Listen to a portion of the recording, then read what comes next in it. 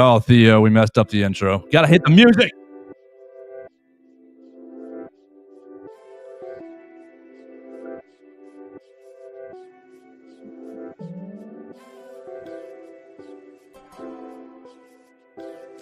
This is the Joe Gaither Show on BamaCentral.com.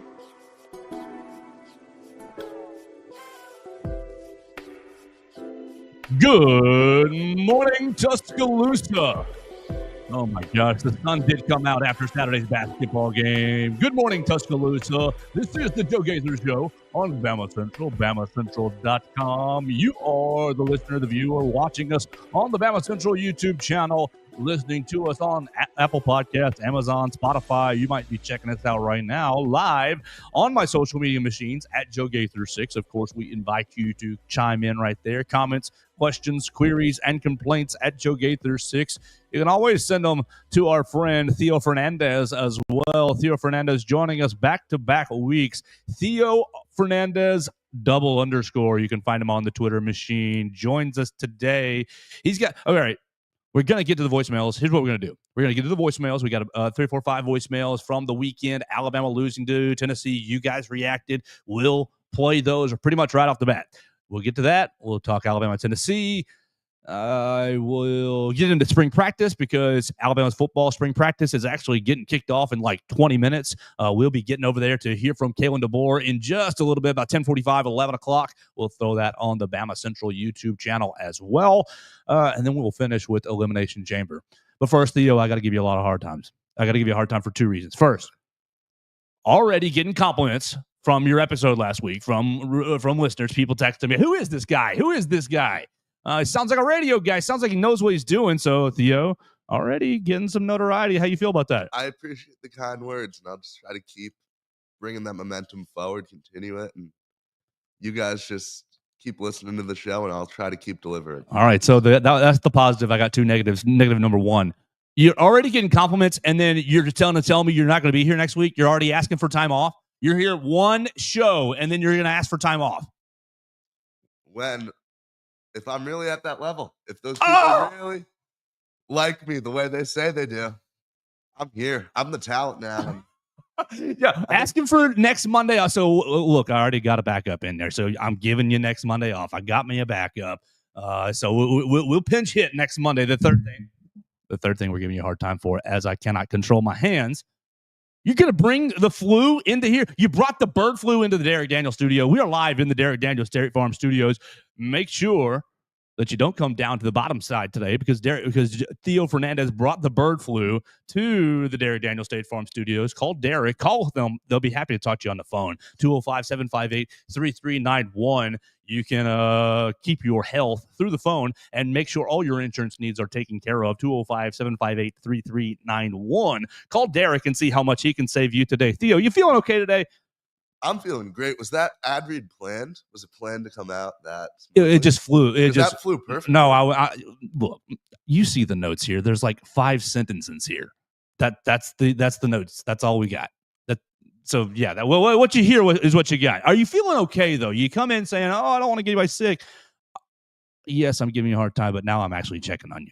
No, I think I'm doing great. Just a little congested. I hope my voice sounds okay out there. Hey, sounds good in my ears. Everybody chime in and tell Theo thanks for playing sick today at Joe Gaither 6 on the comments section. You can leave a voicemail at 205-462-7340 extension 4800. And we'll start right there because we just need to dive right into Alabama. Was it the worst 2 minutes of basketball you ever seen? Hard to argue otherwise. It was disgusting. Let's turn to the voicemail line. You can call 205-462-7340 extension 800. Be a part of the program. Leave your voicemails right there, and we'll react to them. What's up, guys? It's Dax again. Halftime of Alabama, Tennessee. I got one word: winnable. It is very winnable right now. The offense is playing pretty normal. I mean, we're getting inside in the lane. Tennessee's playing really good defense. They have such a good defense. But if we can get just a couple more threes, we just need to start shooting more threes, and we will start to go on some runs. But our defense is playing pretty good. I'm loving the effort on that side. Let's keep that momentum going. Let's go. Shut them out in the second half. That'd be sweet. Roll Tide. That's Dax calling on the hotline, and he's going to have his post-game call here in just a second. But what was his one word right there, Theo? Winnable. And that's what's leaving me with so much disgust. Yeah, I mean, it's just Alabama. We talk about this game like they were up by so much. Meanwhile, down the stretch, Alabama was only up 3 most of the game, but it felt like it was so much more than 3. Well, you felt like you're up I'm 5, sorry. 6, 7, and you're clearly playing significantly better basketball than them out there. And then you just have one of the most baffling just lapses in play that I've seen out of an Alabama basketball team. Well, let's just say in the first half, because that's where Dax is. And you're good. You're not going out of bounds at all. I'm looking at this first half, and he says winnable. And yes, absolutely. You shot 40% from 3 in the first half, 4 of 10. You outscored them in the paint 22-10. You only had 5 turnovers on the road. I mean, everything is going your way outside of, a couple here and there shots. The last possession, you're going to was it Jordan Gainey? Was that it? The very last possession of the half just infuriated me, and really should have told you exactly what was coming. Alabama, let me go down to this play by play, because I don't want to get this incorrect. First period right there, all the way down to the bottom is our zeros. Yeah. Boom. Okay. So yes. It was almost perfect. You're set up for a 7-point lead to go into halftime, because Mark Sears makes himself a shot with 7 seconds left. I don't remember if Rick Barnes called a timeout, or I don't think he did. Regardless, you had Jordan Gainey take it coast to coast in 7 seconds, going from baseline to baseline. And not only are we going to make a layup at the buzzer to close the gap just a little bit more, but you're going to foul. Who was it? Youngblood. I mean, Youngblood. Let's be honest. Where the heck were you? Were you even in Knoxville on Saturday? Really, really unfortunate performance from Chris Youngblood. And this right here, you're going to foul a layup at the end of the half. Not even hard enough to make him miss the layup. No, Gainey makes the layup, makes the free throw, and they take what would have been a 7-point lead at halftime down to 4. And it's like, oh, all that hard work, and Tennessee's still right there. And Dax just mentioned it in his call right there. Their defense in the first half, we knew their defense was going to be good. Dax is right. Their defense was phenomenal. I really should move that down when we take them out, so it works better for the visual. Just the laps. It just seemed like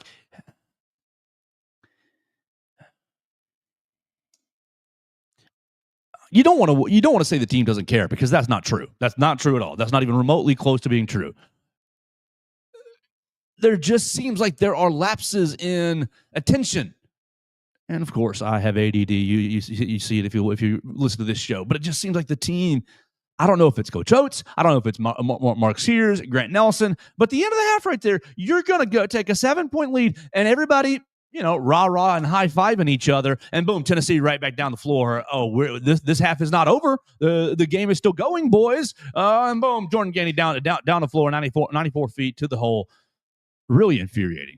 Do you remember what my take was last week, Joe? Tell us. It was that as good as this Alabama basketball team is, you can't deny that they are a very, very good basketball team. When you have to play this kind of gauntlet, when you have to close the season the way Alabama did, and you have to do that just to get to the SEC tournament, which is going to be more games against insane teams, which is just to get to the one part of the season that really matters. I said this last week. I stand by it. It's really, really hard to get a team. It's always hard to keep a team dialed in for a whole season. But when you have a season like this, and you see so many other SEC teams, I mean, look, like Vanderbilt basketball, for example, very solid team, not good enough to realistically be winning 4 straight games against ranked teams. They're doing that because teams in the SEC are slipping just because of how brutal everything's been. And that's not to say that there's not great opposition everywhere, but I fully think that Alabama is a better team than Tennessee, Ugh. which is Keep going. a big line to say. I think that I don't even think it's particularly close. You watch the game, you watch the way the teams match up, and you watch what they've done and the way they've played this season. Alabama's the better team, but they need to get their stuff together. They need to refocus up.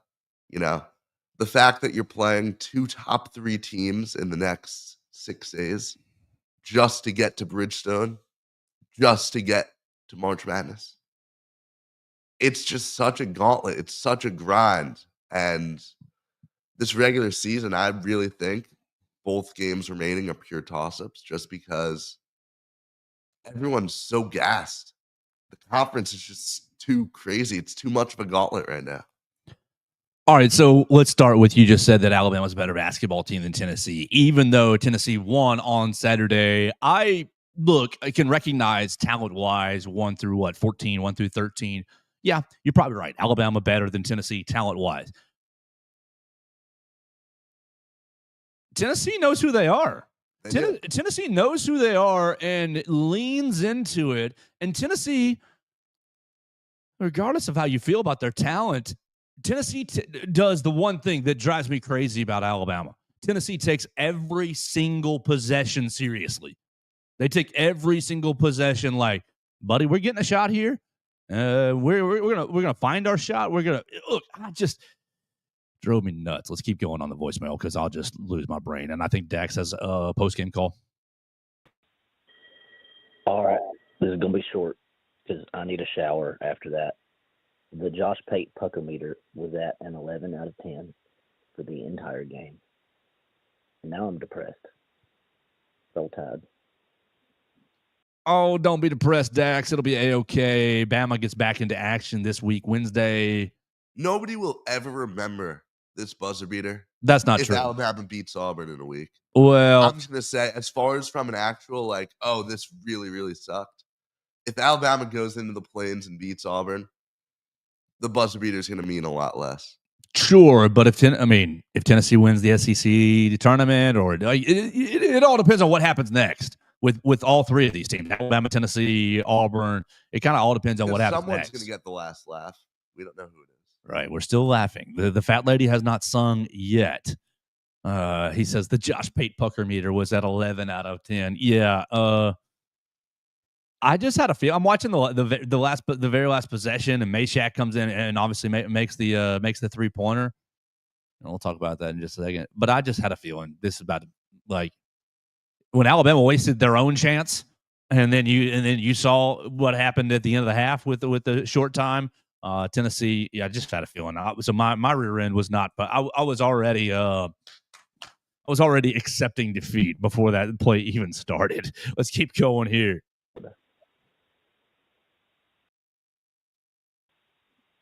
This is Angus in Chicago. Just wanting the Tide Nation to know, be put on notice, that Deacon Barnes has blessed you and then kicked your ass. Go Vols.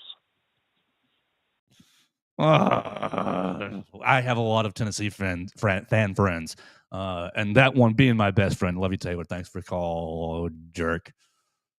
Do you have anything to say to him, Theo, or we keep moving on? No, I was just going to keep this rolling. Oh, Taylor, you break my heart. Ugh. Okay, I'll ask you. This is a good place to interject here. Look, it's just one game. It doesn't matter, blah, blah, blah. SEC tournament, NCAA tournament, blah, blah, blah. XYZ, ABC. Am I just this infuriated, Theo, because of it being Tennessee? Because of it being a buzzer beater? Or part the last one, the one I wasn't able to find words. You haven't beat Tennessee since December of 2021. Mm-hmm. So I tie that into the first reason, Tennessee, and you haven't beat them since 2021. Or the buzzer beater aspect. Or should I just throw all this in the or should I just throw all this in the trash? You're being an emotional Joe. Yeah. Be better. Come on. What's your assessment here? Am I just emotional because it's Tennessee or because it's the buzzer beater? Or should I just, okay, Joe, be a little more sure? No, I mean, I think everything you're saying holds merit. There's no school that Alabama fans are more desperate for wins over, regardless of the sport, than Tennessee, right? They got you in football. Yeah. They got you in men's basketball now and women's basketball too, pretty recently too. Even Alabama's hockey team lost to Tennessee the night of the basketball game. They came into Tuscaloosa 3-0 win on Alabama's senior night. You didn't go into the locker room in between periods ripping helmets off? I should have been full Herb on the speech, hyping everyone. I want to see some hockey. I am a hockey player. We need some of that going, but man, so am I just too emotional here? I'm asking for some clarification. No, you're not from the South. I know you're a student here, but you didn't grow up in it. I got annoyed watching it. And it's all because of the way it happened. If he had just let's say hypothetically, Mark Sears, right, with 3 seconds left, makes like a layup to tie the game. And then that would require you getting the dadgum basketball inbounds. Yeah. Like, let's say we'd been down, we had just tied it, and then Tennessee hits a crazy shot to win it. Whatever. The fact that we just handed them that opportunity on a silver platter, it's unacceptable. I mean, there's no other way to put it. You cannot be doing that at all. And that's why it hurts so much, in my opinion, at least. It was just so unnecessary. Drives me crazy. Let's keep going. On the voicemail line, reminder, you can call the voicemail line at 205-462-7340, extension 800. You can be like Dax and call in as much as you want. Leave us your reactions. Or you can be like Taylor if you are a hater of the program and leave us a comment. I don't think Taylor hates the program. He just hates the Tide.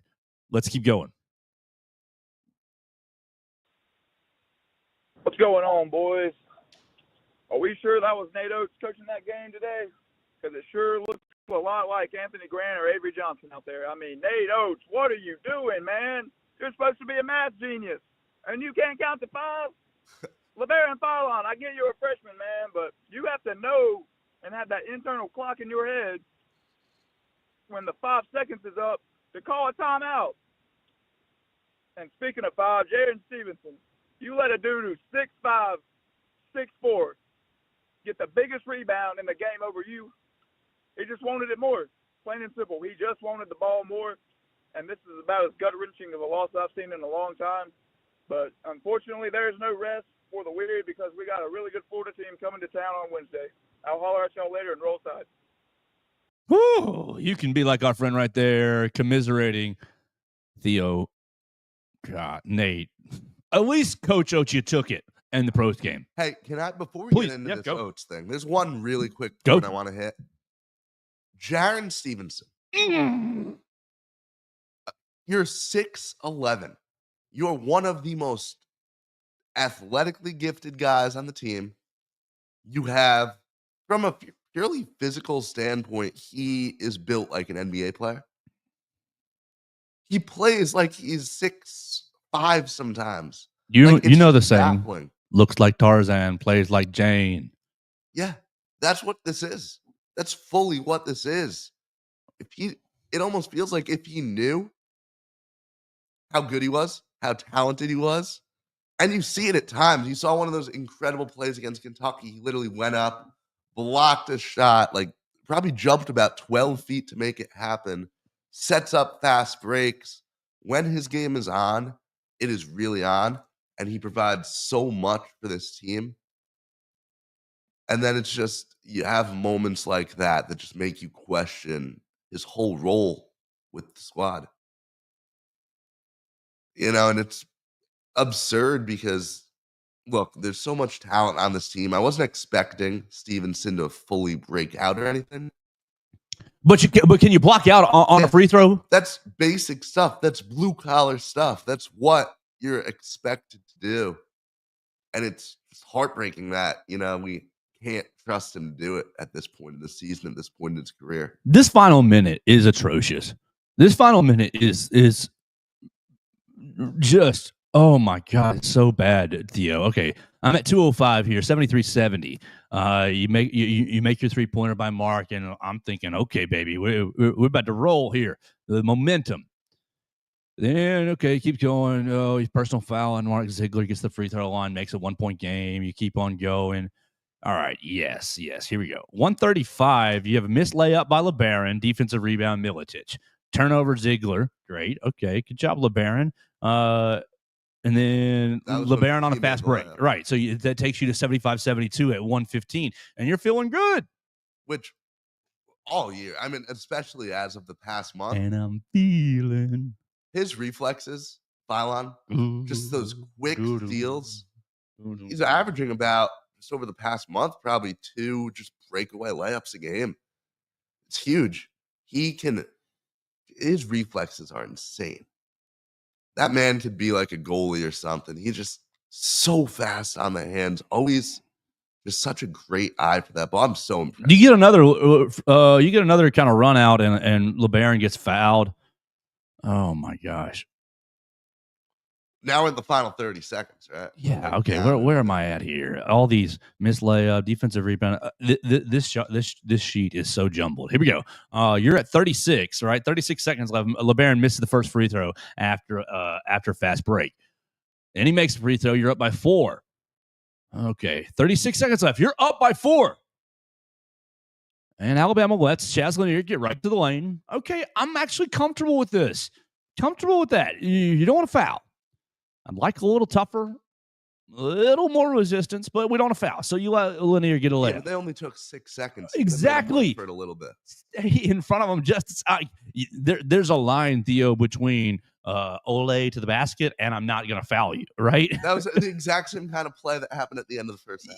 Yes. And straight, easy access right to the hole. Okay, so keep going. Personal foul, Grant Nelson. Missed free throw, Chaz Lanier on his 3-point play attempt. Right, okay. Dead ball rebound. That's it right there. 3-point play attempt. Chaz Lanier misses dead ball rebound by Tennessee. Jaren Stevenson foul. Basically lets the guy loop around him and, is grabbing at him, holding at him, pushing at him, this, that, and the other. Meshack makes 2 free throws to tie the game. But everything's in front of you. Okay, it's a tie game. There is exactly 30 seconds on the clock. The play clock, or the shot clock and the play clock are like 0.2 seconds apart. This is the last play of the game. There's realistically no way you lose this game in regulation. We're going to overtime, worst case scenario. Unbelievable. And then you dribble across half court. Great. And I'm honestly fine running the clock all the way down to 12 seconds left before you get started. Yes, that hasn't really worked out for Alabama a ton this year, but I'm fine with it. That's good strategy. You get some ghost screens action, and LeBaron's got the ball going downhill, and LeBaron gets tied up for jump ball. Jump ball, yeah. Oh, yeah. Was that what it was called? Yeah. Okay. They don't have a jump ball right here. Or did he call? I think he called. He called timeout. Yeah, team timeout right here. It would have been a jump ball if he didn't call the timeout. Right? Yes, you're right. Yes. He gets down there. He calls timeout, and then they go into the sideline. They go in the break. They come back on the baseline. 3.5 seconds left. 1, 2, 3, 4, 5. Turnover. Tennessee ball straight down the floor. 3-pointer. You get a high ball screen. No one really hedges, and Meshack makes a 3 to win the game. I mean, how many mistakes do you have in the last minute? You've got your defensive, you got your rebound, you got your offensive rebound allowed by Jaren Stevenson. You've got your easy access layup for Chaz Lanier. You've got really and truly, it's an error on Nate. Coach Oates said it. I should have called timeout when the sideline guys getting down to 3, 4, 5. I should have called timeout. He said I thought we were going to get the ball in there. We've seen lots of Alabama fans, prominent Alabama fans, comment on the social media machines about LeBaron Phylon inbounding the basketball. Inbounding the basketball has been a weakness of Nate Oates over 6 years. We'll just say that. I don't want to make it into a bigger deal because you get people going, they can't inbound it. Yeah, ever. It's not that they can't inbounds it ever, but they seem to continuously have a little bit of trouble getting the ball inbounds creatively. Okay, so you don't get the ball in. Okay, you don't get the ball inbounds. You turned it over. That's a fine. $1. Just teasing. Okay, you turn the ball over. Fine, whatever. Like, yes, you're pulling your hair out, but the game is still live. 3.5 seconds. The game is still live. Play some defense. Allowing Help that me. shot. I'm sorry. It's absurd. It's unacceptable. And it goes against all the stuff that Nate Oates preaches so much. I mean, is that blue collar basketball? No, not at all. Blue collar basketball. At the end of both halves, it's like, oh, we go white collar, just soft as a baby's bottom. It's unacceptable. Yeah, it really is. You're sitting here. You guys started the talk, not me. You guys started the national championship talk last year, 10 months ago, right? We all have our fun, and it's not very long after we had our fun in Arizona that inside the program, we're winning that. We want to win a national championship. We're coming back together to win a national championship. The goal the next year is to win a national championship. Look, I'll just say it, Theo. I hate that. Really? Oh my gosh, I hate it. I hate it so much because I do think it should be your desire and your goal, 1,000%. But to put that into the ether is very dangerous, in my opinion, because how many teams win the national championship in basketball every year, Theo? All right, this is a take where I fully disagree with you, Joe. Okay, so it's one, right? Yeah, Answer the question. It is one. One, right. And it's how many great teams have been in the tournament and been bounced out? Lots, right? Or, okay, like it's dangerous in my opinion, to put that expectation out, and then you've got 9 months worth of play. And you've got the talent. It's very evident. We can see it. The talent can win a national championship, but the chemistry, the attention to detail, the appreciation for the little things that lead to winning has not been there consistently this year. And that's what's making me like, okay, you set us up. You set me up. Because I'm going in every year thinking, hey, let's just win the next game. Let's just, look, non-conference schedule. Look at this. Nate Oates set us up with another monster. Oh, my gosh, the SEC. You're a monster, too. Let's just win the next game. Let's get a good seed for Nashville. Let's get a good dice roll. We want to get a 1, 2, 3, 4 seed in the NCAA tournament and see what happens. Of course, I want to go to the Final Four and win a national championship. I will cry like a baby if that happens. I would. Yeah. But do you set me up? You set these expectations, and now here we are 9 months later. You're about to get your chance. Here we are 9 months later, and the play just hasn't quite. The little attention to details. Rick Barnes has his team on tilt all the way to zeros in both halves. You do not have your team right there dialed in all the way to zeros in both halves, and you lose the game. Is Tennessee better than you? Up for debate. Theo says no. All right, Theo, I know I just thought. I think it's very dangerous. You set me up for this. All right, what if we were talking about football right now? Is Alabama football allowed to enter a season saying we are here to win a national championship? I'm also going to push back on that. I think that's silly. Alabama. It's what we did for 10 years. It's what we did for a decade in Tuscaloosa. But I think the fan base is silly for doing that. Was this year a failure? So I'll counter your question. Was this year a failure? I think that this year has to be considered a failure because he lost 4 games, but I think it also has, and we're not going to go into a whole Alabama football thing, but we will in a second. That it's dumb to set that kind of expectation in the first year of having coach. Okay. But was 2 years ago a failure? You go to the Rose Bowl and you lose to Michigan. I think so. Oh, I think that yes, when Nick Saban is your coach, and you are the elite program, undeniably in there with the best of the best, you are championship or bust. Okay, and you're what? Do you think Keep going. there are Kansas basketball fans and Duke basketball fans and Carolina fans that were just happy every time they fall short? Do you think 2015 Kentucky, after starting the season, 37-0, and then losing to Wisconsin in the Final Four, Frank was the Tank. just happy with that season? Frank the They were Tank. like, you know what? I know that we lost this heartbreaking game in the Final Four, but you know what? Yeah, we won 36 games in a row. I'm happy. No, They should be. you play elite college basketball when you're at this level. You play to win a national championship. And we talked about this last week. I fully don't. You don't play for, we are happy we won an SEC regular season title. No.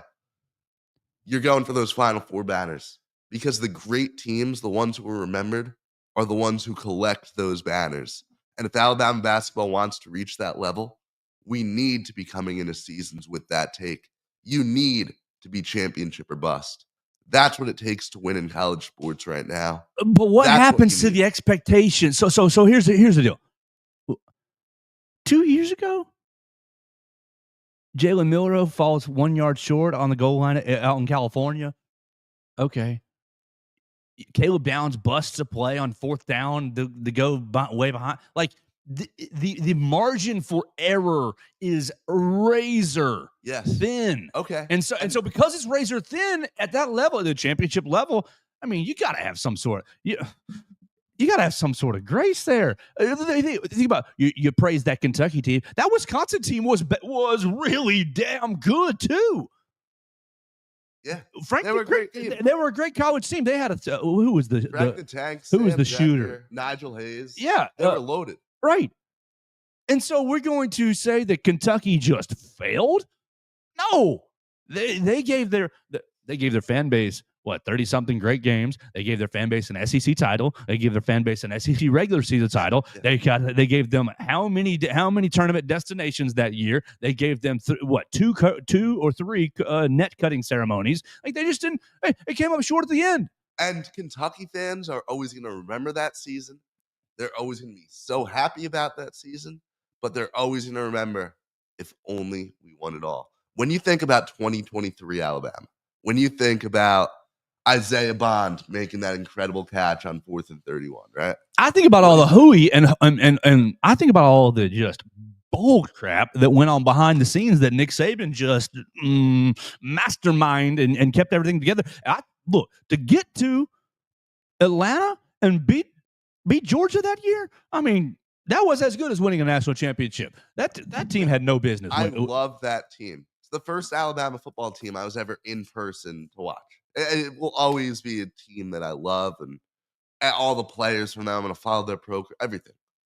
But every single time I think about that team in any context, there's a small part of me that cannot forget that feeling of standing in Pasadena at the Rose Bowl and watching that Seth McLaughlin snap and watching the way it ended and knowing that team, as fun as they were, as many amazing memories as I have, as much as they meant to me, they never won it all.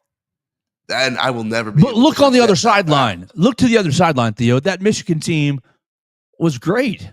Yeah. That Michigan team was amazing. And their game plan for that Rose Bowl, oh my God. That is a game that Alabama could have won. And that's a game that I so desperately wish Alabama could have won, because championships are what moves the needle for me as a fan. And yeah, but Sharon Moore put Pete Golding in a box. It was an amazing incredible team, incredible coaching, incredible game plan. They should have won that game. There's no denying that. The genius to slow play the offense. To say, okay, look, they're just subbing based on personnel all the time. We're going to keep the same personnel in. We're going to wait till late in the play clock. We're going to stay in the huddle, and then we're going to break the huddle and go snap the damn ball. It was just the players did fine. They got outcoached. Yeah. And it's fine. Like, yeah. Let me be Okay, let's address this and I'll let you keep going. James Ludeman on the Facebook comments, he already hit us with one. Nate Oates admitting he mismanaged the game really astounded me. They can't keep this up. Nate Oates was very upfront about taking responsibility, saying that, I should have called timeout. I should have done this. I should have done that.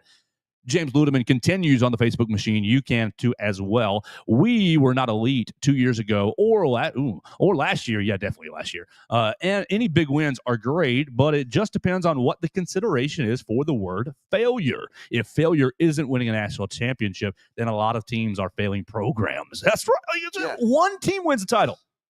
And I am in no way saying that every team should be championship or bust. I'm saying that there are a select few amount of schools. If Auburn doesn't win a national championship in basketball, did they fail? Yeah. Oh, yes. I'm sorry. I mean, you've had Bruce now for how many? I don't even remember how many years. You've already been to a Final Four.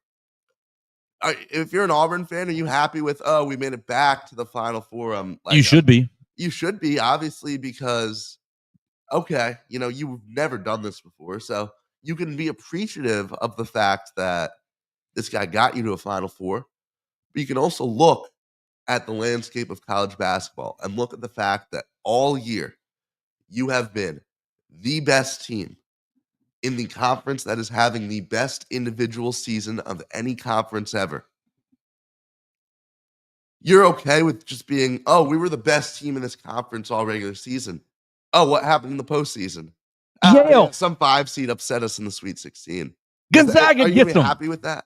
No. You should be, because you just watched Janai Broome have the best basketball season in, I was going to say in their program's history, but someone you're forgetting about. Yeah. You probably watched Janai basketball have a top 5 Auburn basketball season. Yeah. And you should appreciate that. Probably top 3. Sure. I'd have to imagine. I'll leave room for that. But you have won the SEC regular season championship. You won in Tuscaloosa. You might win 2 more games and win in Auburn in your rivalry game. You're going to go to Bridgestone Arena as the number 1 seed. Look, Auburn has had a great season. They've had a great season. If they get bounced in the Sweet 16 because, Chad Baker-Mazara gets himself double technicaled out of the game or something, it just is what it is. Like, circumstances are so finicky, and that's why I think that to say failure or success is dependent on tournament results. I mean, yeah, this Alabama team, you have to get to the Sweet 16. You have to. Period. Like, I will go there. If you're not in the Sweet 16, you failed. I'll even be leave enough room to say you got to get to the Elite Eight. That's kind of my threshold there, Theo. Between the Sweet 16 and Elite Eight, if you don't get to the Elite Eight, I'm almost there with you as far as failure. I fully understand everything you're saying. You don't have to agree with me. I fully appreciate it, but it's a hard thing to argue with. Like, there's full merit to everything you're saying. If we were recording this episode from the Derek Daniels State Farm studio in Lawrence, Kansas, this conversation would not happen in any way, shape, or form. Are those Kansas people going to fire Bill Self over this year? No, they're not quite going to, but they are ready to. They're getting the pitchforks ready. But they're silly for that. They're going to probably do it. You fire Bill Self. Who are you hiring? Continues. I don't know. And look, Kansas is for context, for those who might not know, Pittsburgh Steelers of college basketball. They've had 8 coaches over their entire history. It's absurd. So no, they would not fire Bill Self, but the fan base definitely isn't happy with him. I got one more voicemail I think that we got to hit, and let's find it right here. This is James from Opelika. I just can't believe what I just saw. As I was telling my cousin wife, if Bama loses to Tennessee, they just need to clean house and fire the entire coaching staff, and that's about how I feel right about now. I've had about 18 Keystones since Jemai Meshack, that is name. I don't know why we can't recruit him, but since he broke the Bama Hearts, I've been having about 18 Keystones. I just don't know why we can't get over that hump and beat Tennessee. They're just too good. I don't know. Maybe we just need to clean house and find another coach. I just don't know. All right, y'all take care now. James Nopalika, have another 18 Keystones. Well, it's Monday morning. Don't do that. Save it for tonight's Monday Night Raw. Yeah. Oh yeah. Go take it, Theo. Yeah, we're not. Come on. It's honestly just. It's already gotten to the point where I just look back at it as more of a funny thing than anything, and I know it's like. What's weird. funny about losing to Tennessee that way? I know this is weird to say because it still should be so fresh, and it should hurt so much, but. I don't know. I'm not laughing, Theo. I'm doing what every single coach yells their players to not do, and I'm looking ahead. I really am. To Florida on Wednesday? I'm looking ahead to Nashville. Don't do that yet. You got 2 more games, buddy. What I'm saying, and I don't know why. I don't know why my head's decided to do this. But you have 2 more games against elite competition. I should be so excited to sit down in Coleman and get to watch. It's the last one. Wednesday. Yeah, right. 2 top 8 teams play each other. I don't know where we're going to fall exactly in the AP, but heartbreaking. It's hard when the team is, I've been told every single game we've played has been such a huge matchup, and it's been so fun. I loved sitting down and watching us play Purdue. We're in the old Big East, basically. Yeah. And because we played such a gauntlet before even getting here. Those Vegas games were amazing. They were incredible. And then, getting to watch us go in, and even though Creighton isn't quite as good as some people thought they would be in hindsight. And Theo, you probably don't hate Creighton in your soul like I do. Oh, I know there's some stuff going on there. Lenardi, at least the one he put out a week ago, we were projected to play him in the second round. I don't want that. Nope. Give me Auburn every weekend instead. Anyone but Creighton. Anyone but Creighton in the tournament. Or Tennessee. No, I mean, it drives me nuts, Theo. All right, we gotta move off this basketball game real quick. Actually, before I do, I'll give you one more. You got any closing thoughts? We won't hear from you for 2 weeks. You're taking next week off already, superstar. You got any closing thoughts on the basketball before we move to spring football? Look, I'm not saying at all that we can't remember this season fondly if the team gets upset in the round of 32. I'm not saying that we can't appreciate Mark Sears for coming in and staying and everything he did. And I'm not saying that like it was a waste of a season or anything. I'm just saying that Alabama basketball, if we really want to be the powerhouse that we've been playing like, if we want Nate Oates to go down as one of those all-time great coaches, because he very well could be. He will be. Should be, yeah. If you guys want all that for your fan base, you have to get your mind off SEC regular season titles and these other lower goals, because there are bigger goals up there that matter. And getting another Final Four banner hanging next to last year's is priority number 1 and the very thing that will make this season a success. We'll see what happens. We play in Florida on Wednesday. We will bring Theo back in 2 weeks to talk more basketball. By that time, well, okay, hold on. Hold on. Let me see. It'll be the day. The day after the SEC tournament is the day you're back. We will have 68 teams to discuss. I won't care about that. I'm just going to care about the SEC tournament. I don't really. No, Monday. That's March Madness. We don't care about that on the Monday. Oh yeah. I mean, the matchup will be revealed. I'm just teasing you. I'm just giving you a hard time. We will talk about that in 2 weeks. Absolutely. SEC tournament and do bracketology. We're going to have Theo pen. Oh, my gosh. Full John Fanta, John Rothstein. Theo, you're probably too young to have filled out a pen and paper bracket. Is that correct? I fill one out every year. In pen and paper? We print them out. And Man after my own heart. Yeah. Yes. On my fridge. It'll be on my fridge in the apartment. I can remember being middle school, carrying my bracket around in my back pocket through those 3 weeks, just making sure who I had. Yeah, big time pen and paper. You know what's crazy is my paper bracket is actually going to be perfect this year. So it will be. I got the script. It'll be perfect this year. So make sure you tune in 2 weeks. Theo is going to give you the perfect bracket next. Theo, did you do the homework that I gave you? What was that homework, Joe? I gave you homework last week. Right after the show. Yes, I gave you homework last week. I did it. An NBA update. Dax was sending me messages about can we get any NBA updates on our guys? You know, the Herb Jones who's hurt, the Brandon Miller who's hurt. You got Colin Sexton who's on the Jazz. Who you got for us? So keep going. This is here we go. One guy. This is the Theo Fernandez really Alabama in the NBA update. We need to get some sounder. Dun, dun, dun, dun. Technically not an NBA update. All right, that's fine. Go. Alex Reese is playing great basketball. He just scored 17, really efficient with a bunch of boards in his last game. He really is just, for a guy who walked away from the game to come back and be playing like this and still clearly have it.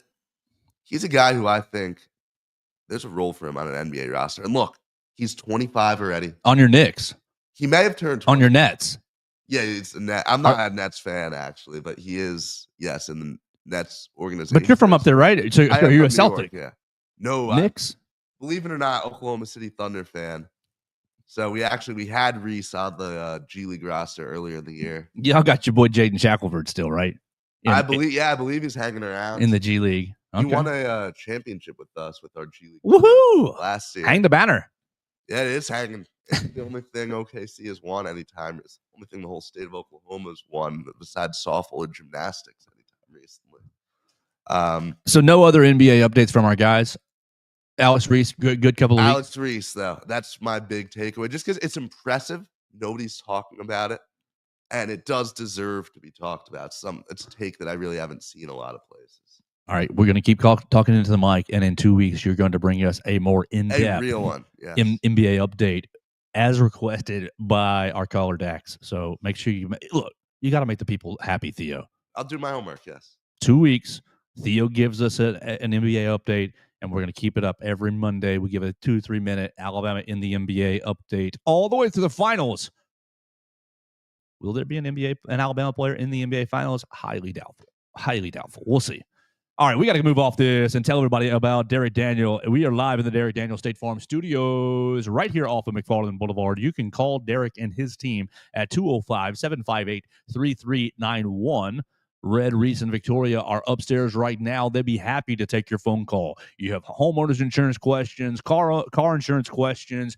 You got life insurance questions. These guys can take care of it for you. Look, accidents, emergencies happen all throughout your life. Make sure you are prepared with the proper insurance. And when those emergencies happen, you want the right people in your corner. Derek Daniel and his team are those right people. Call them at 205-758-3391. They're local agents, local team. They would know exactly who to send you to in the area. If your car has trouble, your home has trouble, or even bigger problems than that, Derek can take care of you. 205-758-3391. Call and see how much Derek can save you today. Oh, my gosh, Theo Fernandez. Theo, it's the first day of spring practice. It is. What do I need to go ask Coach DeBoer today? I'm availability 10:45. We're going over there.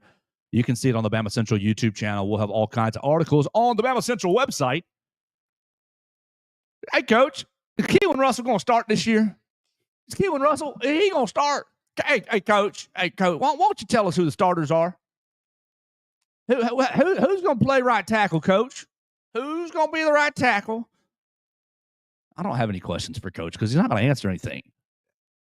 Well, I'm being facetious, but jump in here, Theo. What is something smart we could ask Coach DeBoer that they actually will answer? Because of course you're not going to get any information on the quarterbacks. All three will get asked about. I promise you. How's Austin Mack looking? How's Ty Simpson looking? How's Keelan Russell? And he's going to say the exact same thing. Oh, he's looking really good. He's been working really hard. We're really excited about having him in the program. Really looking forward to seeing what he does in the spring. He's really been connecting with the teammates. Everything's been going really well, and we're just so excited about what his future is in the program. All three guys will have the same semblance of sentences said about them. You're not going to get anything from Coach as far as who's in the lead. It's day one. So what in the world should we be asking Coach DeBoer that he actually will answer? Well, obviously, everyone's excited to see the freshmen who came and reported early. Almost all of them. Pretty much all of them. Almost everyone, yeah. One guy that I'm very, very excited for is Derek Meadows. I just think that this man is so talented. Number 10 receiver in the country, I think. Yeah, but did you see the jersey number they're throwing him in?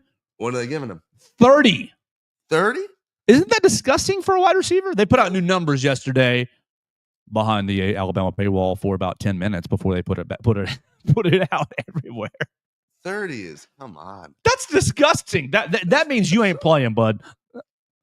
That means you getting redshirted. Yeah. I mean, I just jumped way to the conclusion, so I'm sorry for the listener and the viewer. I don't know what that means, but that is an ugly number. Yeah, 30 is for a wide receiver. Questionable. But he is so talented, and he's just one of the many guys that I'm excited to see out there. But it's so hard to not be so hyper-focused on this QB battle because it's just going to be so much entertainment, so much to follow. Really, I think it's going to be an even miles ahead better QB battle than 2023. Miles ahead. And I think all three do have such a real shot. Whereas I never really thought that 2023 was as competitive as people made it out to be. Yeah, perfect. I mean, you can pull it to yourself. That's all good. Look, we spent a little bit of time in the football facility on Friday, mostly getting new media rules for the new year, and most of it was standard stuff. Thank you very much for having us. Absolutely. If you're watching us, thank you for having us Friday. The one takeaway, because we did spend a little bit of time with Coach DeBoer, the one takeaway that I had was much like Coach Saban's, the cake is still baking. The cake is still in the oven. I think that this quarterback competition, while I'm not sure if it's as open as I was thinking a couple of weeks ago, I do think it's going to go all the way through the summer and all the way through fall camp. And you're not going to have, whether it be for strategic purposes, Coach DeBoer saying, oh, we don't want to name a starter, or just to keep everyone engaged and in the competition, I don't think you're going to have any sort of indication who the starting quarterback is until just about a week or two before the actual season starts. So this spring, going to be a lot of fun. You're going to see a lot of highlights, probably from a lot of all three players, Keelan Russell, Austin Mack, and Ty Simpson. But I think I'm changing my horse. I was Theo. I was on the team Austin Mack race, but I think I'm changing to the favorite. I'm changing to Ty Simpson. But why don't you think it's as open as you thought?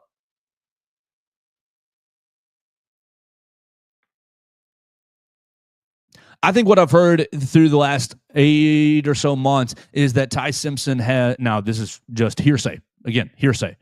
Is that Ty Simpson has really upped his game as far as, not on the field, but as far as interpersonal relationships on the team, leadership-wise. I don't know that for a hard fact, so just leave a little room for that not to be true. But the whispers that I've been given is that Ty Simpson has really, really upped his game as far as leadership in the locker room, and I think that's going to go a long way.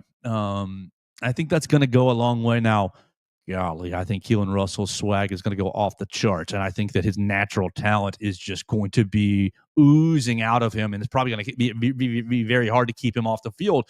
And then Austin Mack, I think he's a very natural thrower and very adept for the system. Fits the system very well. So I do think you're not counting either of those guys out. I just think as you enter the spring, Ty's got a little leg, not a big one, but a little leg up on the other two. And all that to say is we'll get through spring and people will be, oh, who's the quarterback? I think coach will still play. We don't know yet. It's still open. I think they're going to play that game all the way up until almost the season starts. Look, it's just pure cinema. It really is. I mean, you got the last QB to ever be coached by Nick Saban at Alabama. The last QB. If you want to look at me, that's fine. You can drag it around and pull it to you. Yeah, it's all good. The last quarter, keep going. You have the guy who was recruited by DeBoer and Sheridan and Grubb. The first guy to go play at Washington that followed him and has been with him now for the whole last year. And then you have the guy who they're calling the best high school recruit to ever come play QB for Alabama. Okay. I mean, by recruiting rankings, right? Just objectively off of the rankings, he is the highest rated.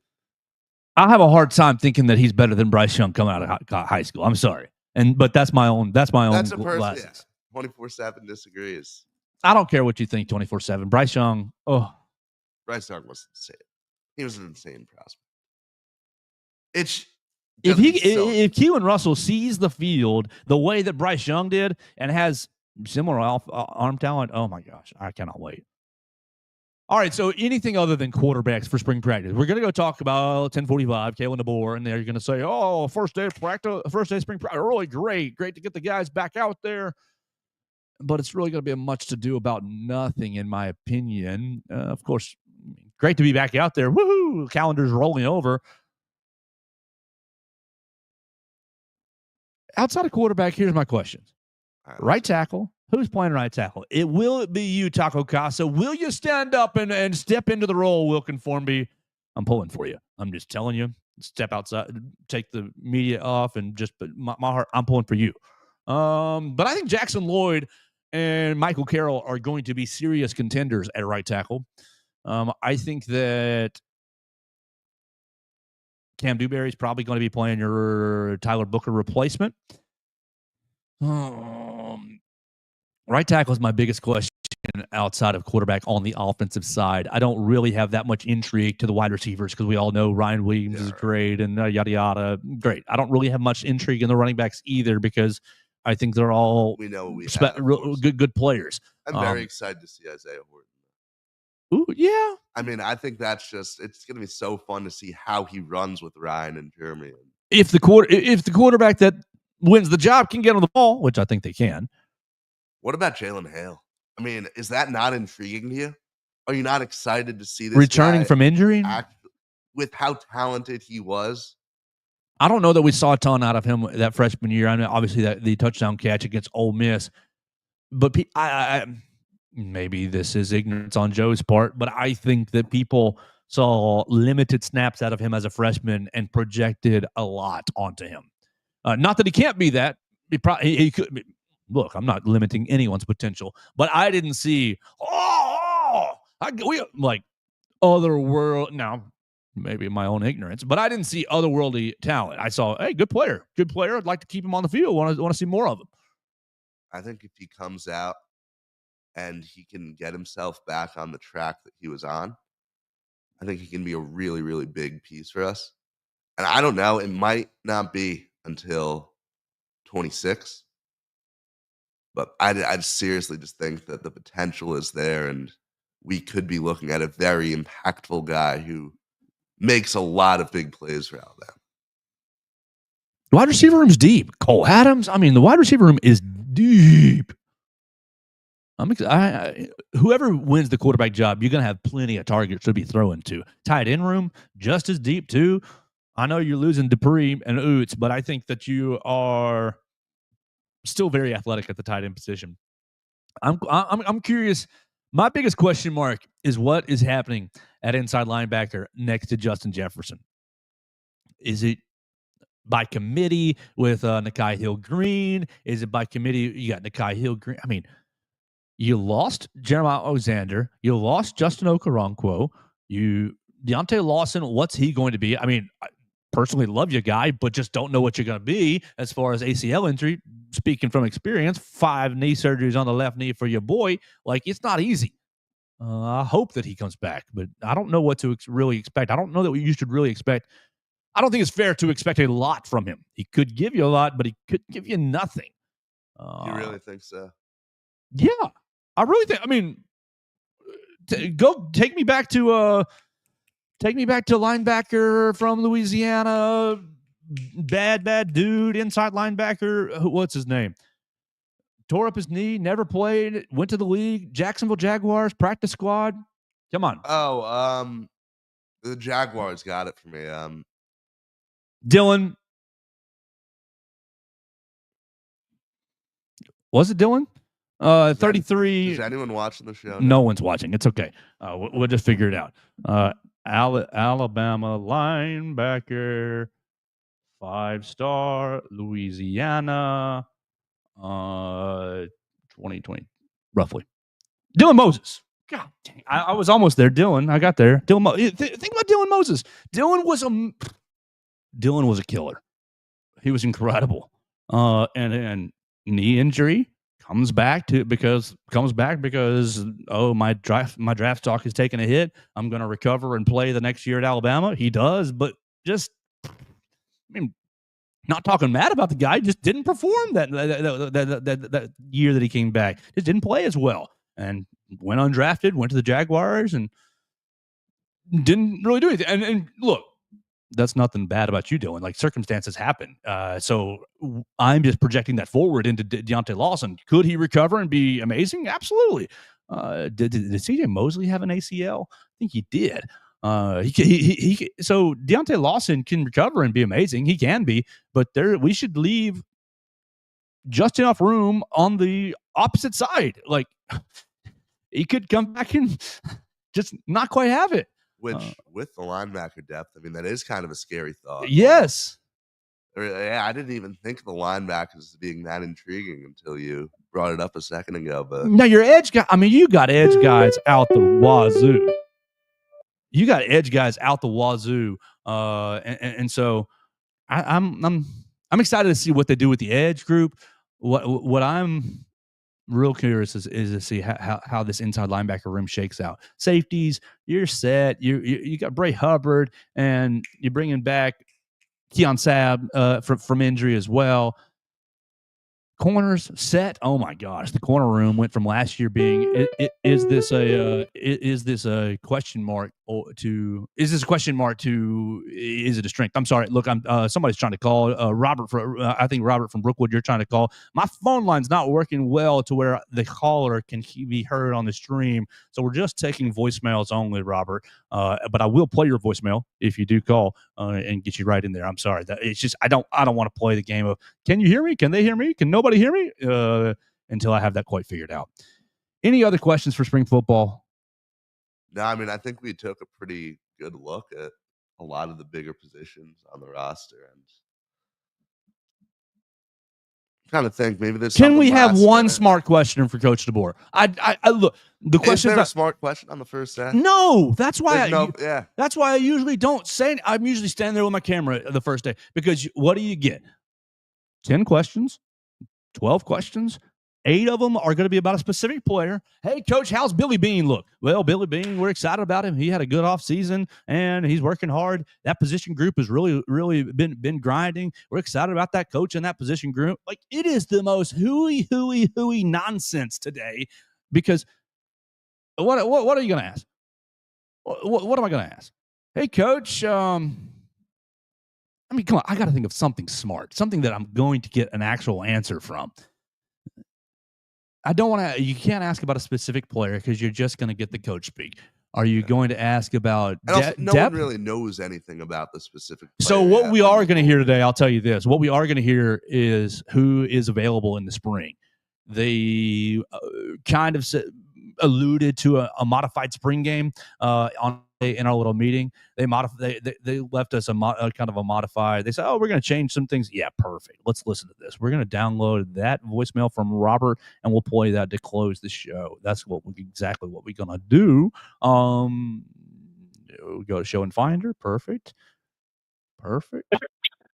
Look at this. Why don't you talk about spring practice for about 2 seconds? All right. So as Joe gets his voicemail set up, I just think that we know so little about these guys still. You know, what's DeBoer going to tell you about a specific player when they've barely been practicing? We have such a long spring. I think the smartest question, I just don't think there's anything that's going to get you anything crazy. May as well ask something about like A-Day or something. So he did say, they said on Friday, just alluded to it being modified. What we will find out today, he said, alluded to it being modified because of injury, because of availability. They said, "Oh, we're going to have a hard time." I don't know how true this is. They said we're gonna have a hard time doing spring practice because he said we're gonna let you know on Monday, but about 16 guys are out for spring, and a lot of them are on the offensive end. So we'll find out who that really is and how much that will hinder practice. I think that's going to be the biggest issue. Who's available? How much practice can you really run? If you're missing 16 guys and most of them are on the offensive end, will that mean that the reps get a little bit? What I'm interested in is, so last year there were I think there was a time where with the injuries they weren't able to get I said before from 3 whole offensive lines. So like that offensive line depth could be a big thing depending on who out of those 16 guys are hurt. Absolutely. Because you need at least 3 units to go through practices. Theo, Robert did call, and I do have his voicemail. Robert, thank you so much. I'm sorry I couldn't get you live because I can't get, for some reason, and I think I know why, but I just need to purchase a little more technology. The caller won't get onto the stream, but they will get onto the stream this way. So you can call 205-462-7340, extension 800. This is Robert from Brookwood. Robert from Brookwood. Bama basketball, I said before the year, I think they're overrated. They have yet to beat an elite top 3 or 4 team in the SEC. Our best win is 2 against a mediocre Kentucky, 1 against an A&M team that has since lost 4 in a row. This week needs to prove something. I don't know what the issues are there, but they are not a Final Four team in my opinion. Thank you, brother. Was last year's team a Final Four team in your opinion? At this point, no, but I'm with you, Robert. I'm with you. All right, thank you for the call. I'm with you. He says your best 2 wins are Kentucky and A&M. And look at Kentucky and Texas A&M and tell me those are 2 great wins. Good wins, okay. Are they great wins? They're pretty good wins. You can get a great win on Wednesday. Or on Saturday. You can get 2. You haven't had a great – have you had a great win yet? Saturday would be the best win of any team. Oh, sure. Definitely. But you've lost to Auburn. You've lost to Tennessee. Yes, the non-conference schedule was extremely brutal. You beat Houston. Okay, you got it. Yeah. You beat Houston. Yeah, Houston at the Players Era Festival. Sorry, Robert. I gotta jump you in right there. Houston at the Players Era Festival. That's your best win, is it not? I'm not looking at the schedule yet. Here we go. ESPN, Alabama. Oh, no, that is fully. I knew there was something I was missing. Houston is an incredible win. Samson's team is amazing. Always is, and those guys are good. Is that your best win? It's got to be. Okay, you got neutral site win over Houston, Illinois. That Carolina win is worthless now. We don't. Houston, Texas A&M, and Kentucky are your wins of note, and really Kentucky twice. Great, you beat Kentucky twice. I'm with you, Robert. I think that Houston's an impressive win. Yeah, but I'm with him on the overrated though. What makes this team overrated? They don't respect winning to me. They don't respect the little things that you have to do to win. The The only player out there that I see that respects what you have, the little things to do, is Mo Diabate. And Mo Diabate playing on an empty damn stomach, playing on Saturday, no food. You got to wake up at 4 a.m. to eat. Got to wait till 6:30, 8 p.m. to eat. Just insanity. And he's the only one out there. Okay, that's hyperbolic. He is very hyperbolic. To me, you look at the end of the half, you look at the end of the game, and ask yourself, does this team respect the little things that you have to do to win a championship? So far, the answer is no. Does that mean they can't in the next 2 weeks? No, they can absolutely flip a switch. We saw that last year. Experience, talent, amazing coaching. If I gave you $100 and said you have to cash this bet, what round does Alabama go to? How far are you taking it? You're not taking it that far. I would go Elite Eight. Okay. I think this team goes the Elite Eight. That's probably fair, and I'm with you there. Going back to expectation, we just talked about how expectations should be high. I full believe in that. And Joe, you also talked about how random so much stuff can be in the tournament, how small that margin of error is. Those words left your mouth. And we are making the margin larger by not respecting the game, by not playing defense. Yeah, absolutely. I don't disagree with that. The way to make the margin smaller is to not is to get the dadgum basketball in bounds. There are only two fan bases this year that expect their team to go to the Final Four: Auburn and Duke. Seriously, I mean, you look at what Florida fans are saying, right? They stink. We're going to beat them on Wednesday. They are scared. They are in panic mode. Even schools like Houston, like in panic mode. St. John's, they're worried that they've just been beating up on an easy conference. Even Michigan State, with the incredible run that the Spartans have been on. And I think they are an amazing team. I think they probably go to the Final Four this year. They're worried. Every fan base is going to be worried. Auburn and Duke are really the only two where this season has been so good that they're fully content over there in their little corners. What I'm saying is all the fears and worries that we have as Alabama fans are fully normal for a national title contender to have in March. There's nothing wrong with recognizing flaws in your team. You can make the case all you want that, I think this team's overrated, but at the end of the day, they're just flawed. And you know what? If Alabama has to go in and play UConn in the round of 32, maybe something happens. Maybe Hurley's able to go out and pull on. Don't you put that evil on me, Ricky Bobby. Yeah, it's possible. It all comes down to matchup. If we get the matchups, we could be back. We could be right there. We could have that banner hanging. Or you can be matchup proof by playing defense every damn possession. You make yourself matchup proof by not letting them go 94 feet at the end of the half for an easy bucket and one. Look, we love Nate Oates. We embrace what he has done for this program. He is a great offensive coach. He really does try on the defensive end. Yeah, you've had keep going. Look, he's had good defenses. He's clearly he's improved these guys. They're a lot better defensively than they are last year. You can't deny that. That's true. But you can't go out and accept the fact that, look, like, here's our coach. He is one of the greatest offensive minds in the sport. You kind of have to live with the fact that, yeah, there are going to be some really frustrating sequences defensively.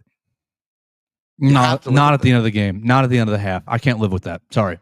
Those two places are where winning time happens. Yes, 12 minutes in the half. Okay, you lost a guy on a back screen. All right, I'll cry and get over it. All right, we've gone too long. We've gone way too long today. We have talked a lot. We appreciate everybody who's joined us today on the Derek Daniel State Farm Studio voicemail line. You can call it 205-462-7340 extension 800. I'm going to close the show by playing them all over again, just all in succession, and we'll say goodbye. Tomorrow we will have Mason Woods back in the show. We're going over to the Malmore Athletic Facility to listen to Coach DeBoer talk about all the players and how great they are right now. It's first day of spring. Everybody looks good. Everybody feels good. We're all excited. Cannot wait to do that. Follow us on the BamaCentral YouTube channel. Theo, before we get out of here, I watched Elimination Chamber with Mason Woods, and I'm still shocked. I'm still in shock. You're not a wrestling guy, and that's okay. I'm not a wrestling guy. Why don't you ask me the question we set up with? The craziest thing in the history of wrestling probably happened this weekend. So, yeah, throw the question back to me, and I'll. Okay. So, why is this such a big deal? Enlighten us. Well, John Cena turned heel. And if you don't know what that means, basically John Cena became a bad guy. They're all characters: face, good guy; heel, bad guy. Good or bad, right? And wrestling characters go between good and bad all the time. But on Saturday, imagine Tim Tebow coming to the stage and saying, "Bleep you," with a big old joint in his mouth, a big old beer, and just saying, "By the way, God is fake." That's what it was like. It was like, so John Cena has been a good guy for 22, 23 years. It's always been hustle, loyalty, respect. It's always been never give up. It's always been, no matter the circumstance, we're here. You know, John Cena follows everyone back on Twitter. He followed me this weekend because I followed him. He's always been the good guy. And he comes out on stage and he turns on our hero. He turns on Cody Rhodes. He sides with The Rock. He sides with the bad guy. It's like Tim Tebow coming on the stage with a big old joint, big old 40 beer. He's got himself, your favorite non-secular music on the stereos, and he's on the stage talking about, oh, yeah, by the way, the last handful of years of my life, the last 15 years of my life, I was faking it. God is fake, yada, yada, yada. Don't do the right things, young boy. It was heartbreaking. It was shocking, Theo. If Tim Tebow told you God was fake, what would be your reaction? I don't know what I'd do. I don't know what I'd do or say, or I'd just be too stunned to speak. That's where I've been through the last 3 days. I watched it over again on Sunday. I had to. I thought, there's no way they did this. But they did. John Cena is now a bad guy. He will be playing the evil character on TV for the next several weeks until WrestleMania. We'll talk about it. Is it possible that this is all a fake out? That like he's like, I don't know, pretending to be bad to like mess with one of their plans, or Theo, I love it. Plot? I love it, Theo. We're spurning the. So what's going to happen? Here's my prediction. John Cena is going to be bad all the way to WrestleMania. He's going. I think he's going to lose to Cody at WrestleMania. Anyways, you're going to keep going. I think John Cena is going to play this bad guy all the way till about August, right? He's going to be to where he's got another part. CM Punk, very popular wrestler. They have a long history together. CM Punk is going to come in and be, remember who you are, John Cena. Remember who you are. In August, SummerSlam, you'll see. The story is going to turn out so beautiful. I mean, it's going to be great. Because I think you're right, Theo. I think there's a little element of, John Cena's soul is compromised to The Rock, and it's just going to be it's his last year of wrestling. So it's how will John Cena's story end? And does he go scorched earth and like right? Does he go scorched earth and leave everybody and say, "Bleep you guys, I'm the best"? You already saw Ric Flair. Ric Flair went on the social media machine and said, "I cannot have this version of John Cena breaking my record." There are 17 world championships for Ric Flair, 16 for John Cena. That's what this is all kind of about. The breaking the record this year in his final year. He said, "I can't have bad guy." He said, "I stand with Cody Rhodes." And so, what if he comes back? And is Ric Flair coming back? If Ric Flair comes back, that'd be fun. But he's about 98 years old and he can't move worth anything. So, and frankly, has an alcohol problem. I'm all of a sudden a little intrigued. Exactly. That's what happened. Tim Tebow came out on stage and said, "God is." He kicked Cody Rhodes where the sun don't shine. He kicked Cody Rhodes. Basically, Cody Rhodes said, "Rock, bleep you." And John Cena gave him a high five like, "Yeah, man, we're men of the people." And then as soon as the high five happened, boom, kick to the groin, and John Cena says, "But I'm actually a bad guy too." Are you a Travis Scott guy? You like rap? Yes, I do. Travis Scott was in the ring at this time. He's I don't know why. He's a big time celebrity that likes wrestling, I guess. He was in the ring. He slapped the mess out of Cody. Like, he's on the ground, and we know it's a little bit orchestrated. So sometimes the kicks and the slaps and the punches don't land, and that's the way it's designed. But nobody told that to Travis Scott. Travis Scott, he slapped the hell out of Cody Rhodes. It was definitely real. And I was shocked.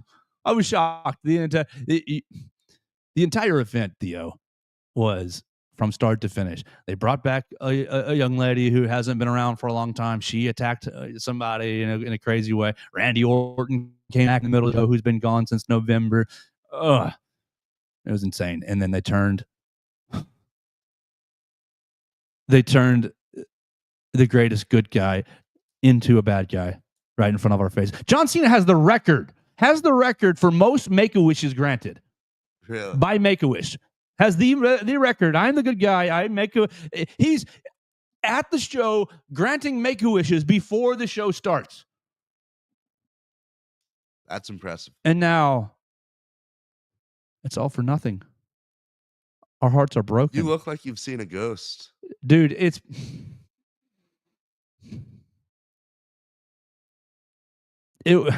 there's nothing to like. I don't know how much better to describe it. It was the most shocking thing that I have seen in a long, long time. I listened to a podcast about 6 months ago where Cena's on it, and Cena was like, "Oh man, because it's all a script, right?" So in 2012, they said, "Oh, we're gonna make you a bad guy," and Cena's like, "You really want me to go down that route?" And they didn't. They've kept him a good guy for 20 years, and like that's what's made this so interesting is because wrestlers go from good to bad all the time, and that's just the cycles. But do you know Hulk Hogan? What year were you born, Theo? 2005. Oh my God! So in 1996, Hulk Hogan has been going since the early 80s, right? And eat your Wheaties, Hulkamania, good guy Hulk Hogan, right? All the way through the 80s, and then mid-90s, WCW starts, and they've got two guys who are just jerks. They're being bad guys. And Kevin Nash, Scott Hall. We're the NWO. Are you familiar with NWO? You've seen those shirts, though. NWO. Yeah, no, I've seen the shirts. Right. Those shirts went crazy. They went insane. Dennis Rodman was in the NWO, right?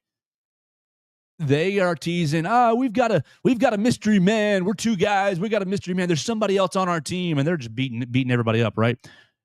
And Hulk Hogan is coming out there like, I'm going to beat you up too, guys. You two need to stop. You two need to stop. It's like 1996. He's been a good guy his entire career. I'm going to defend everybody. And then what happens? Hulk Hogan turns and becomes the third man, NWO. It was a shocking thing. And so it's been compared to that. It's been the moment this weekend is compared to the NWO turn, Hulk Hogan as the secret third man.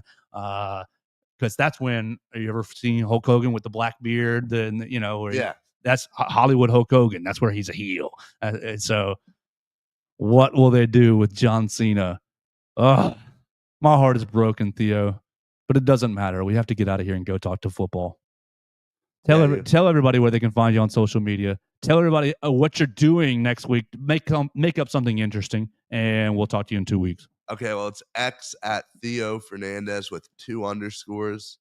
And then I will not be here because I will be out of the country. My family lives in Panama. I'm going to see them for spring break, actually. So I will be on the beach. I'll listen to it live, though, from there. Oh, don't wake up at 8 a.m. from the beach unless you're already up for a sunrise. Yeah, I got a little run along the sands. Ooh. Sunrise. Got the AirPods in listening to you and Hunter Brantley, right? Talk. Me and Hunter Brantley. I'm bringing Hunter in to sub next week. You need to leave it. Y'all's roles need to reverse. So I gotta call in. You leave the voicemail. Hunter will do the hosting, and we'll break down Alabama and Auburn and Alabama and Florida and SEC tournament. let's get out of here for the day. I'm just going to play off all the voicemails, and we're saying goodbye. You follow us at Joe Gaither 6, at Theo Fernandez _. You follow us at BamaCentral, the Joe Gaither Show on BamaCentral on your favorite podcast platform, Spotify, Apple Podcasts, and Amazon. What's up, guys? It's Dax again. Halftime of Alabama, Tennessee. I got one word: winnable. It is very winnable right now. The offense is playing pretty normal. I mean, we're getting inside in the lane.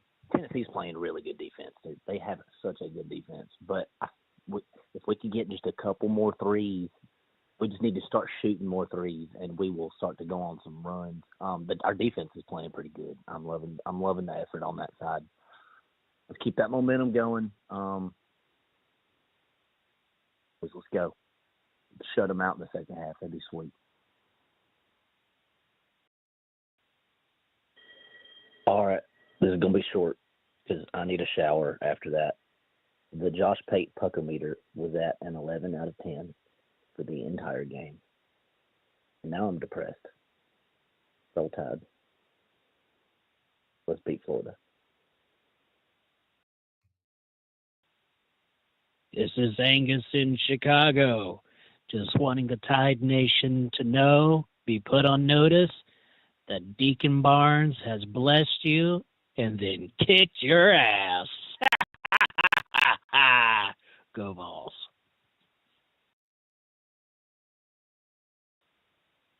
What's going on, boys? Are we sure that was Nate Oates coaching that game today? Because it sure looked a lot like Anthony Grant or Avery Johnson out there. I mean, Nate Oates, what are you doing, man? You're supposed to be a math genius, and you can't count to 5? LeBaron Philon, I get you're a freshman, man, but you have to know and have that internal clock in your head when the 5 seconds is up to call a timeout.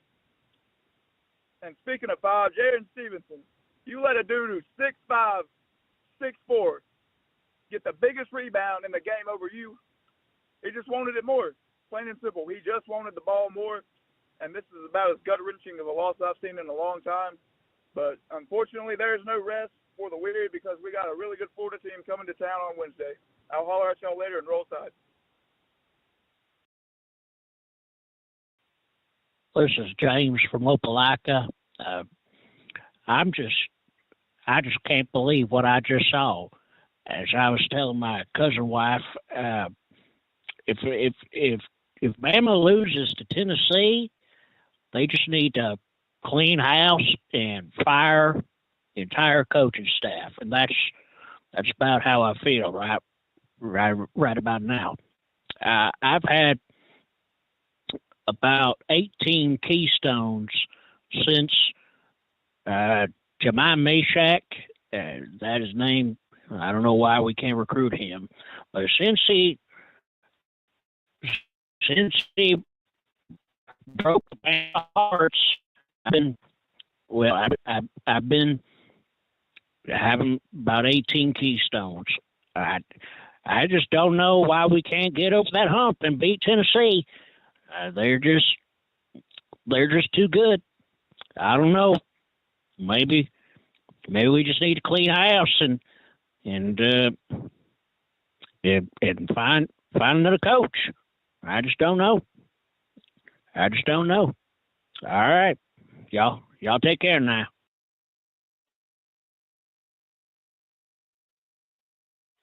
Good morning, Joe. Robert from Brookwood. Bama basketball, I said it before the year, I think they're overrated. They have yet to beat an elite top 3 or 4 team in the SEC. Our best win is 2 against a mediocre Kentucky, 1 against an A&M team that has since lost 4 in a row. This week needs to prove something. I don't know what the issues are there, but they are not a Final Four team in my opinion. Thank you, brother.